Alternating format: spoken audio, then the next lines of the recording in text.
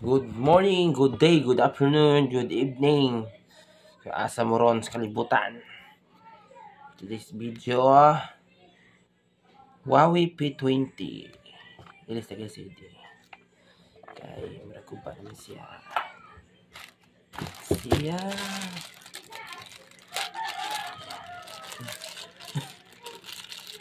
So, guys.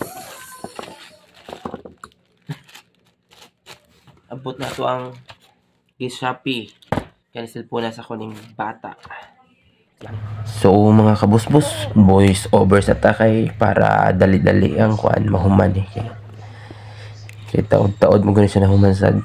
Kay ato rin hinahinay ukab para ang iya mga flex dili mga tandog, dili mga putol. Ilisod na kung natin pisa na matandog. Imbis gamay ra to ang magasto, imbis makasave ta. Makadako noon ito ang gasto kay kung makatandog tag mga pisa. So kanina ako ang gipalit kay kani sa Shopee na LCD sa P20 Huawei. Bali tag 500 ka pinarin siya, 500 or almost 600 na garot ni. Including sa yang shipping fee. Naasad siya pakapi na kani mga tools. Bali tulo ka screwdriver. Dayon katong yang para sa yang murag kuan sa gitara ba para sa yang kilid pang ukab. So diri dapita ato ning giukab ang iyang back portion kay kinahanglan ni siya ukbon diri dapita kay naaman diri ang flex na nag-connect sa iyang LCD na sa iyang back portion. Na diri makita ang mga pisa sa mga sa ani cellphone. Ang kanilang sa Huawei gahi kaysa tangtangon din ang glue na ilang gipapilit ko ng pertigurong gaya kay hasta ang kaning murag pintal sa iyang kuan sa likod na casing kaning iyang back portion kay paksi nipilit sa glue. Then diri ako daning kuanan og mga screw i-remove na nato diri dapit ang screw. Once again dili ta expert pero DIY ni ato pero so far pa noon okay pa man na mga DIY pamatay back job nailis na tao ng LCD sa pagkakaroon.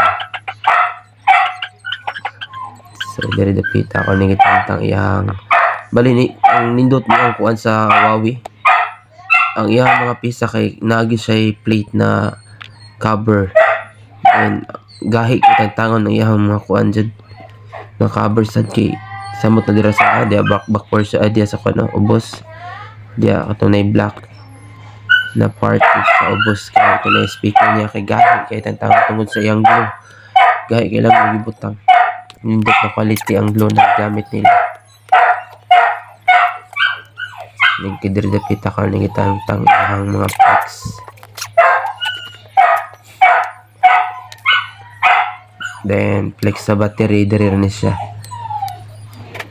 So di siya pareha sa Vivo na ang Vivo need pa nimo siya tangtangon ang iyang battery before ka maka-proceed sa pagtangtang sa iyang flex sa LCD. Bali ang Huawei ang ilang flex gipatong ra sa battery nara sa babaw. As you can see nara siya sa babaw. Bali ang imo ra tangtangon ang katurang cover sa iyang flex. Then imo na siya i-remove matic remove. Then ang hasol na part ang katulang dito sa ubos kay need man siya tangtangon ang katong dapit sa kanang naay mga speaker niya kay dili man siya mabira ang katong flex niya kay masangit man siya dito. So moto gitangtana pa to siya nya kani diri dapita ako ning tangtang katong iyahang LCD na daan. Then ako nang gibutang ang katong bag-o na gipalit. So ang quality aning sa tong bag-o na napalit nindot maong mahal guro. Mahal ang LCD sa Huawei kaysa sa Vivo. Kaya ang Vivo pakapalit ra mga 200, 300. Pinakamahal 400 sa Vivo. depende po sa unit. Then kani ito na pa ni mga almost 600. Mahal ang sa kuan Huawei. Then makita sa nimo kuan sad siya quality ang iyahang kuan product kay ang pag-ukab niya gahi kitang tangon. Then ang mga pisa niya nindot kay ang pagka-belt. Nagi mga plate, metal plate ang iyahang mga piece sa gitabunan. Then kani ako na nang gibutang diri, kita na kung sigo ba, kung sakto ba tong na-order. Pero okay naman, sakto tong na-order kay muna kung order mo sa Shopee, ang kinalang gyud buhaton ninyo ang tanaw sa unit, tanaw ninyong unit kung mao bang unit niyo hanggi order. Dapat unit jud sa LCD sa unit, LCD sa cellphone, dapat ang iyang unit jud ang imuhang tanawon. Kay basin maka-order ka og dili mao. Then usasad ang iyahang remarks, mga comments sa mga customer, kung good quality ba siya o trusted ba ang ato ang tindahan na gipalitan, bali ang shop sa Shopee natong gipalitan. Diyan na nimo makita sa section comment sa mga customer nila kung ang product nila quality ba or bati ba ang ilang product o ilang servisyo na gihatag, bati ba. Diyan na makita mo gina pinakauna na kong buhaton kung pili ko o palit ko product sa online kay dira man makita ang feedback sa mga customer. So diri ato ning gibutangan og B7000. Bali ang ilaha ding gi pakapay na B7000 kay mura expose. So ang kaniya ko na lang stock makong gamit. Kay gahi naman to ilahang kuan gibutang ay ilahang gipada kanang di na siya mo kuan gawas ini kuan nimo kani magato ni stock nato kung gamit. Nindot sa ni siya kay pilit kayo. Hindi dapita ito ni gitaod ang screen piwanan ka katubangan. Diri ako nang gitaod sa ang katuyang flex sa battery o sa LCD para matistingan nato kung ang ato ang sa ni LCD okay ba. So kaniya ako nang gi-on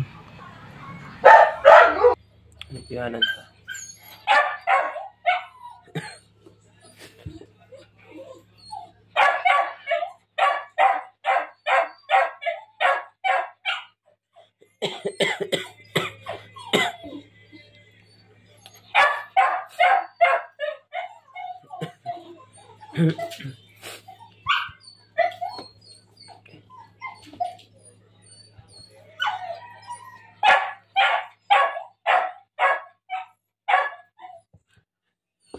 Say off balik.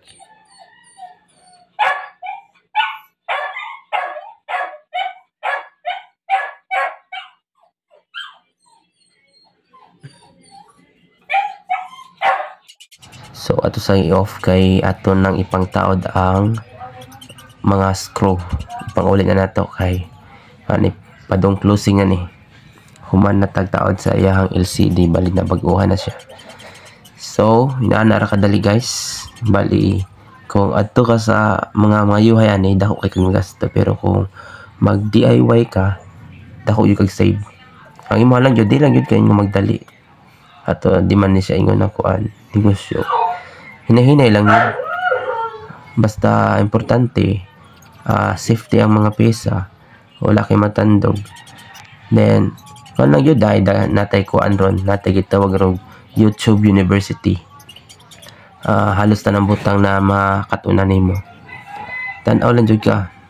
Basta kabo lang ka observation lagi yung pinaka-importante sa tao.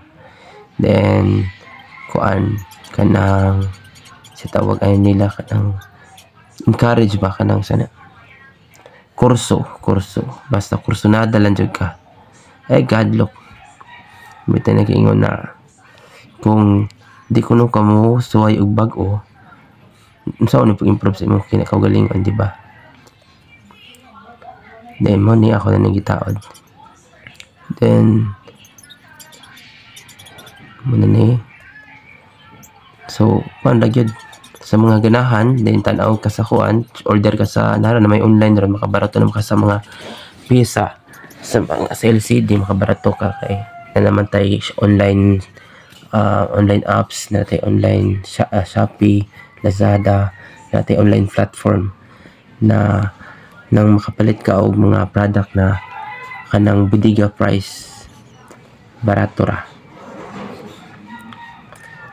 Then kanito pita murag nalimot kog kuan na naamon di biometric di ay. Bali akong itang balik kay wala na taod ang iyang flex sa biometric na diya.